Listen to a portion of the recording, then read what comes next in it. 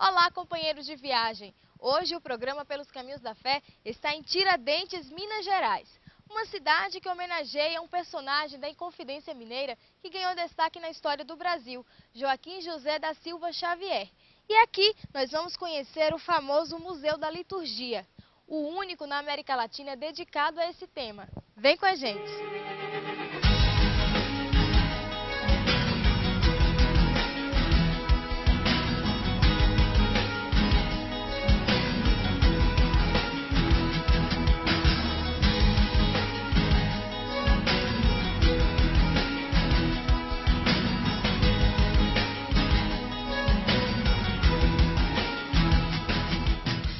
E a Michele é coordenadora do setor educativo aqui do museu e vai contar um pouco da história. Michele, de onde surgiu a ideia desse museu?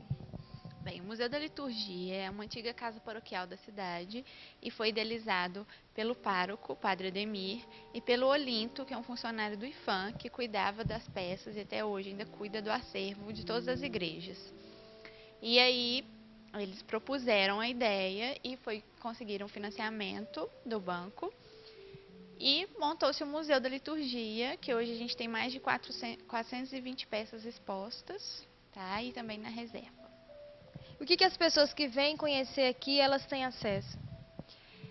Elas têm acesso a todo o acervo da Paróquia de Santo Antônio, entre pratarias, imaginária, paramentos e a tecnologia, né? Porque o museu trabalha muito com essa questão da tecnologia, tem um multimídia que é muito completo e fala do acervo e dessa cultura material e imaterial da cidade de Tiradentes. As peças, elas são fixas ou podem sair daqui, ser alugadas? Como acontece isso? A gente diz que o Museu da Liturgia é um museu vivo. Por quê? Toda vez que se faz uma celebração na cidade e a necessidade de utilização de alguma de nossas peças, é mandado então um ofício onde a gente retira as peças do lugar que estão em exposição, vai para a celebração e depois volta para ficar em exposição novamente. Michele, como você observa a riqueza que é aqui o Museu da Liturgia para o conhecimento, para a cultura e o conhecimento das pessoas da história da igreja? Olha, o Museu da Liturgia ele resgatou essa questão da cultura imaterial da cidade, que a cultura imaterial é muito forte e ela precisava ser mostrada para as pessoas que vêm de fora, para os turistas, porque o material ele depende do imaterial. Então, se o material está aqui, o acervo está todo aqui, ele tem um porquê, porque as pessoas manipularam, eles não são simples peças, elas têm um valor sentimental para as pessoas da cidade, sim, que carrega ainda fortemente essa cultura. Na igreja, é uma cidade muito tradicionalista ainda, que tem uma das Semanas Santas mais bonitas de todo o Brasil. E adquirir discernimento é melhor que a prata. O caminho dos homens retos é evitar o mal. Quem vigia seu caminho, guarda sua vida. E já aqui na entrada, o museu nos convida a entrar num clima litúrgico. Nesses totens, em frente ao muro de pedra, é possível escutar alguns trechos bíblicos. Muito legal. Vamos escutar o que está passando nesse aqui. Frutos contendo sua semente. Tudo aqui nos leva à liturgia, nos leva à palavra de Deus. Mas quem vai nos explicar tudo que o visitante pode experimentar aqui é o monitor Ademir. Ademir, o que as pessoas que vêm aqui ao museu, logo na entrada, já podem sentir? Logo na entrada é um local que leva o visitante à reflexão. É um local onde a gente tem uns totens que tem umas passagens bíblicas, entre trechos da Bíblia, uma trilha sonora, local onde eles vão se sentar e ouvir algum trecho da Bíblia, proporcionando uma introspecção, uma reflexão, uma preparação para a visitação do museu propriamente dito. Aqui no chão a gente percebe também que tem um tipo de piso diferente. Esses pisos têm algum tipo de significado? Na verdade são os mosaicos, né, que foram inspirados nos pisos das igrejas de Roma, né, na Itália, e foram feitos para também enfeitar o pátio, né, deixar um local mais acolhedor. E esse painel aqui em cima, qual o significado dos símbolos? São símbolos litúrgicos entre diademas e resplendores que são utilizados na cabeça das imagens. Vamos lá com a gente conhecer? Aqui na frente tem uma espécie de um painel em que dá para acompanhar também bastante coisa aqui do que é o Museu Litúrgico. Esse painel a gente tem um pequeno mapa, um resumo do centro histórico, né, e uma linha do tempo que conta a história da religiosidade setentista em Tiradentes, do século XVI ao século XXI, né, e alguns trechos da liturgia e a Igreja Católica, também do século XVI ao século XXI. E esses banquinhos aqui, o que eles representam? Então, essa mesa foi inspirada na mesa da Santa Ceia, onde tem 13 bancos, né, que simboliza os apóstolos e Jesus, né, para realmente uma referência à Santa Ceia. Para adentrar o local onde as peças se encontram, é preciso passar por um processo de segurança, deixar as bolsas na recepção e utilizar um adesivo de identificação. E como a gente já descobriu logo na entrada do museu que cada detalhe aqui tem um significado todo especial, esse piso aqui no hall de entrada certamente tem também. O que é, Ademir? O que significa? Esse piso é uma alusão aos tapetes utilizados nas celebrações, né, de Semana Santa, Corpus Christi, né, que é feito com serragem, areia pintada, e é feito várias imagens, várias figuras, né, vários símbolos. E a gente tem no hall de entrada uma tela trilho, que é uma homenagem à população de Tiradentes, né, onde tem alguns vídeos com procissões, missas e uns símbolos litúrgicos entre o Divino Espírito Santo, a vela, que é a luz, né, que dá a vida. É feito realmente uma homenagem à população de Tiradentes, esse hall de entrada. Essas imagens foram gravadas em celebrações do ano passado, né? Semana Santa, Corpus Christi, a procissão de Corpus Christi, o descendimento da cruz, que é na Semana Santa, e algumas missas, né, que aconteceram o ano passado. Foram feito um apanhado das imagens e colocadas nessa tela.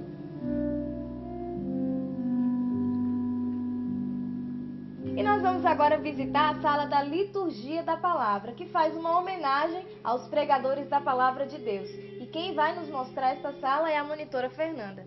Bom, essa daqui é uma dalmática, né, do século XX, que era utilizada pelos diáconos. E hoje em dia não se utiliza mais essa dalmática, essa peça, a capa de asperges utilizada para aspergir água benta ou também para segurar o Santíssimo, visto que é sagrado.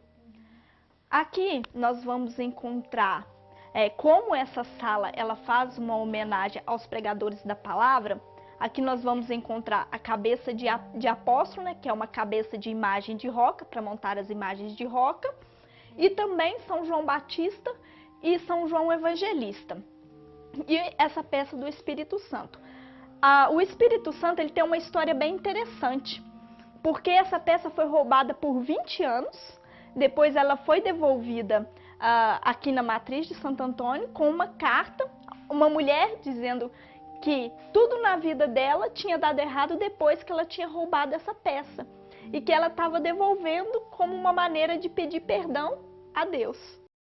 Essa peça é a peça mais antiga do museu, também é que deu mais trabalho para restauração, que é o missal, né, do ano de 1721.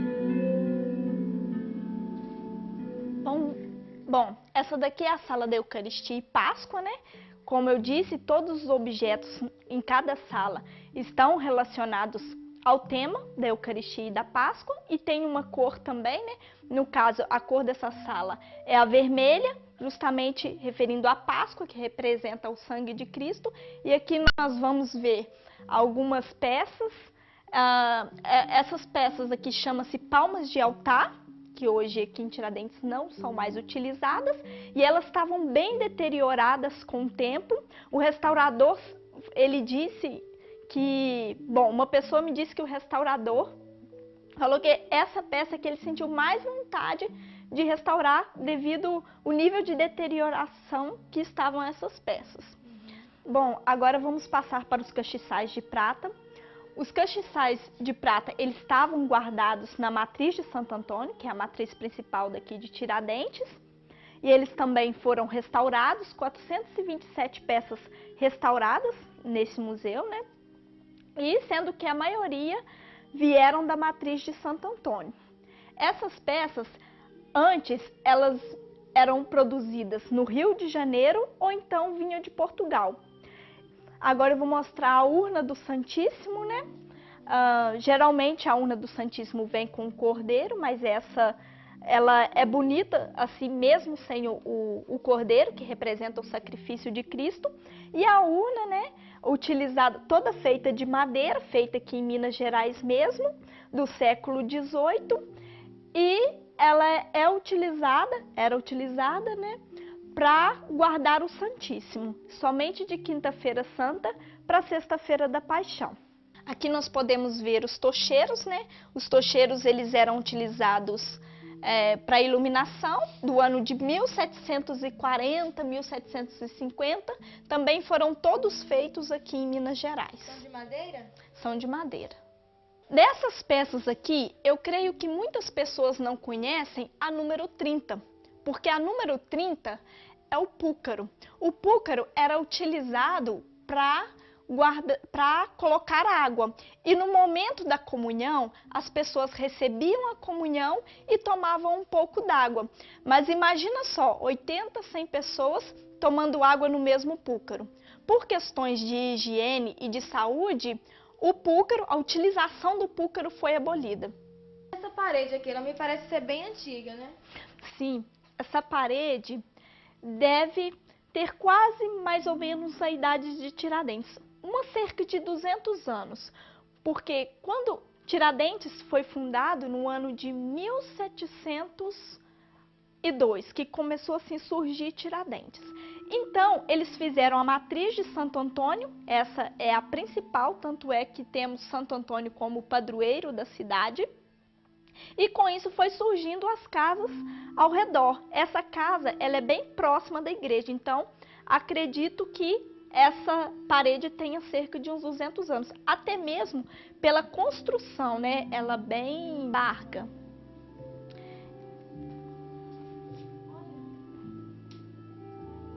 Durante a visita, somos embalados por essa música ambiente inspiradora. Ao chegar no segundo andar, encontramos mais uma vasta coleção de objetos bastante curiosos. E continuando o nosso passeio, nós vamos conhecer agora esta sala que é dos sacramentos e sacramentais. E você sabe o que é um sacramento? É um sinal visível das graças invisíveis de Deus. Quem vai explicar pra gente um pouco sobre essa sala é o Robson. Robson, o que tem aqui de interessante que as pessoas podem conhecer? Bom, aqui está toda a simbologia dos sacramentos da igreja, né? Os símbolos fundamentais da fé cristã católica. Nós temos aqui material relativo a essas celebrações. Nós temos aqui o frasco dos santos óleos, que representam os sacramentos do batismo, da unção dos enfermos, da ordenação. Nós temos também a caldeirinha e sopa, que é para aspergir água benta nos fiéis. A bacia com gomil, que é para lavar os pés dos apóstolos, lavar as mãos durante a celebração. A salva, que é para recolher era usada para recolher donativos durante a missa, a concha do batismo, o rosário e as chaves do sacrário, que é onde ficam guardadas as hóstias, que é um material também usado na Eucaristia, que é um dos sacramentos da igreja. E continuando aqui, o nosso Senhor Bom Jesus da Coluna, que retrata o episódio em que ele esteve prestes a ser açoitado, o Cristo já preso, né? E aqui a custódia, que significa guarda. A custódia tem a função de ser o receptáculo da hóstia consagrada, é o Santíssimo, onde tem que ter a máxima reverência, porque segundo a tradição católica há transubstanciação, ela se transforma de fato no corpo e sangue de Cristo. Aqui é mais um sacramento, o confessionário, porque faz parte da doutrina católica, é um dos 7 sacramentos, a confissão. Isso aqui é importantíssimo também. Ainda relacionado à questão da Eucaristia, nós temos aqui uma bolsa que guarda um tipo de um lenço que se chama corporal, que ele vai em cima do cálice sagrado e por cima dele vai a patena, que é para tampar tudo. Bom, e continuando ali em relação à outra sala, nós temos aqui um material que faz uma ligação com a sala anterior. Essas cruzes aqui são processionais, o material todo aqui é usado em procissões. Como essa sala aqui trata da devoção popular, a gente tem aqui um conjunto de anéis, de joias, de braceletes, brincos, que são frutos de doações das famílias da época às igrejas e são usadas até hoje nas procissões, colocadas na imagem de Nossa Senhora. Um exemplo interessante de São Sebastião, com feições indígenas, que é uma apropriação do artista brasileiro, da leitura que ele faz de aproximar a feição do santo à sua própria feição. Aqui nós temos imagens também usadas em procissão, imagens feitas em roca, imagens de tamanho menor, outra Nossa Senhora das Dores e aqui o Nosso Senhor dos Passos, carregando a sua cruz. Essa aqui é uma cabeça de santa. Pode ser qualquer santa, vai depender das vestimentas, dos adereços que vão colocar nela, que vai conferir a identidade dela. E aqui, por falar em roca, nós temos aqui a chamada imagem de roca. A imagem de roca é essa aqui, essa estrutura em madeira, que só deixa à mostra os pés, os braços e a cabeça. O objetivo aqui é fazer com que, nas procissões, esse tipo de imagem fique mais leve. Porque depois que você coloca as vestimentas nela, como é o caso daquele São Francisco que está ali atrás, fica imperceptível essa estrutura. E essa é a questão, fazer ficar mais leve, usar nas procissões. Bom, ali nós temos a representação dos elementos que se fazem referência ao Espírito Santo. Nós temos o ar, porque o Espírito Santo é um vento, não é? Quando o episódio do Pentecoste, que o Espírito Santo se manifestou como um vento. Nós temos o fogo, que o fogo purifica, o fogo é a renovação, é a purificação. Nós temos a água, que é a água do batismo, né, que é um sacramento da igreja. E temos o óleo também. O óleo também é usado no batismo, o óleo é usado para ungir, é também um dos símbolos do Espírito Santo. Agora a gente vai para a Devoção Popular 2, né, que é a sala onde a gente vai encontrar os ex-votos, né. Na verdade, essas pinturas, elas são um agradecimento em alguma graça alcançada, que é colocada geralmente na Sala dos Milagres das igrejas. Essas mãos são de imagens de roca, mas aqui elas estão fazendo uma referência justamente aos milagres, tá? Que seria na Sala dos Milagres das igrejas seriam de gesso, tá? Então aqui a gente está utilizando essas mãos que são de imagens de roca, mas com essa referência a uma graça alcançada, tá? Aqui são os resplendores e diademas de prata, né? Que são utilizados na cabeça das imagens, né? Os diademas na cabeça na imagem de Nossa Senhora Aparecida, né? As imagens de Nossa Senhora, resplendores de Senhor dos Passos, né? As imagens dos santos, tá? Santos e santas. E olha que interessante que nós descobrimos aqui no museu, uma sala escura, onde o guia não nos acompanha, porque é uma sala justamente para nos levar à reflexão. Vamos conhecer?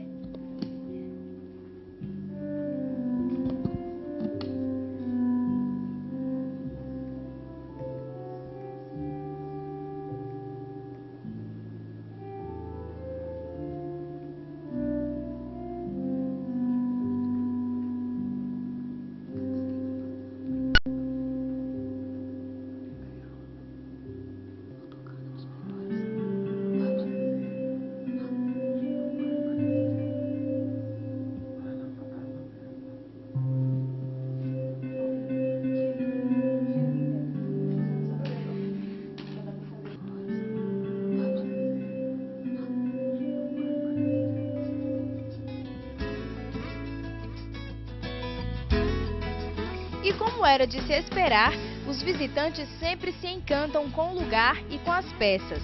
Tem gente que veio de longe para prestigiar esse maravilhoso acervo. Tiradentes parece muito interessante, a história da cidade, e este museu faz parte dessa história. O que você está achando? Está gostando da cultura, conhecimento? Tô gostando muito. Eu nunca tinha vindo a Tiradentes, eu conhecia as outras cidades históricas, mas Tiradentes eu nunca tinha vindo. E, assim, a primeira impressão está sendo bem legal. Assim. Olha, é uma presença de Deus viva, né? Os santos, então a gente se sente assim, nossa, realizada. Aumenta muito, muito a fé. Eu acho que todo mundo devia, né, fazer isso, visitar esse lugar aqui que é maravilhoso.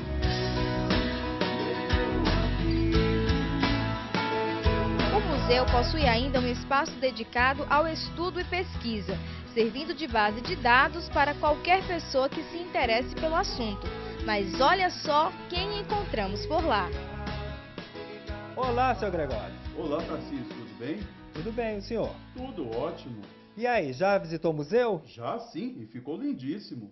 É, e que mais que o senhor gostou no museu? Ah, Tarcísio, eu gostei de tudo, das peças de prata, das imagens. Me diz uma coisa, Tarcísio, que sala que é essa?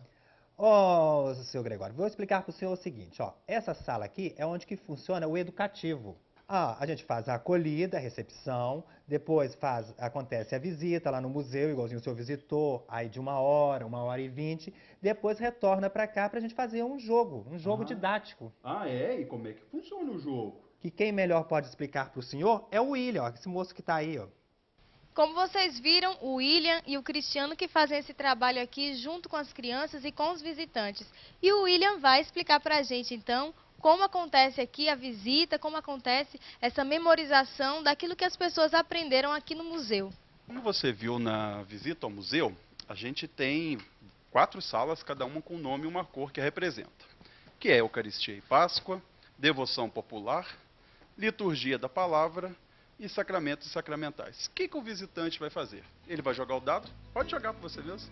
Então segura aqui para mim o microfone, por favor. Vou tentar e vamos ver se eu lembro o que eu aprendi.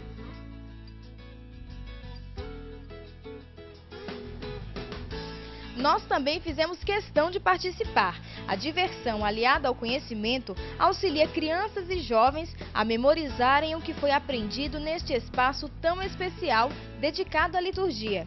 Vale a pena conhecer.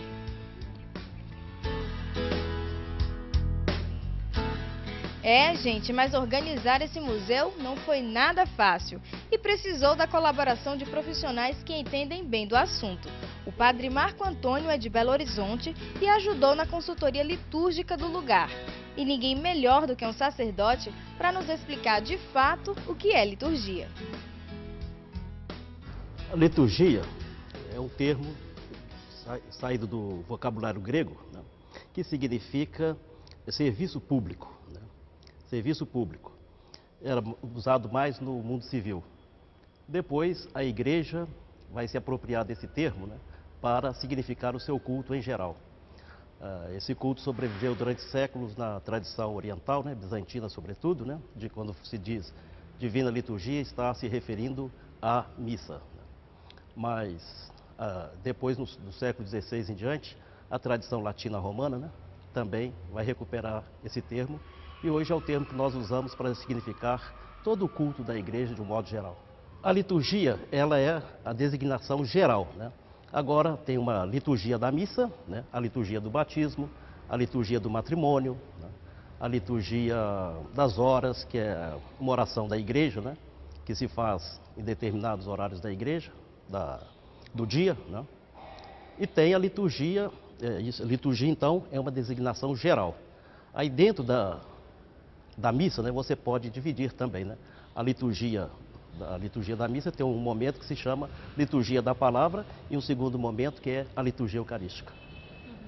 A minha participação no Museu da Liturgia lá de Tiradentes, né, foi como consultor. Consultor para assuntos religiosos, né? E evidentemente a liturgia no centro, né? Porque eu estudei liturgia e, bom, já como sacerdote eu já sou um liturgo, né? E a liturgia, então eles fizeram um museu lá, porque não queria que esse museu fosse apenas, né, mais um museu de arte sacra, né, mas que dissesse alguma coisa a mais, né? E eles pensaram em fazer um museu da liturgia, porque a liturgia é o rito em ato, né? E cada detalhe da liturgia é pensado com carinho pela nossa igreja, desde os objetos utilizados nas celebrações até as vestes dos sacerdotes, bispos e diáconos. Entre todos os objetos litúrgicos, nós temos também, né, o que nós chamamos de vestes litúrgicas, né, ou paramentos, que normalmente são as roupas que o bispo, o sacerdote, o diácono usam. Então, aqui eu trago uma alva ou túnica e a estola. A estola é símbolo do poder sacerdotal. Não gosto muito dessa palavra poder, não, mas dessa autoridade, né, que é conferida, né, àquela pessoa, que a igreja confere àquela pessoa para presidir o culto, né. Normalmente nós usamos, né, essa túnica, a estola, e por cima da estola vem uma outra capa que nós chamamos de casula. O bispo, além disso, né, ele usa também a mitra e também o seu báculo. E o diácono usa uma capa que nós chamamos de dalmática, que é a veste própria do diácono. Objetos que traduzem a fé, transbordam o sagrado e eternizam momentos de profundo encontro com Deus. História viva que se mistura às praças e às graças deste povo de fé, defendendo o essencial acima de tudo. E como é rica a nossa igreja, rica de cultura, tradição e de fé. E foi pelos caminhos da liturgia que nós trilhamos o programa de hoje.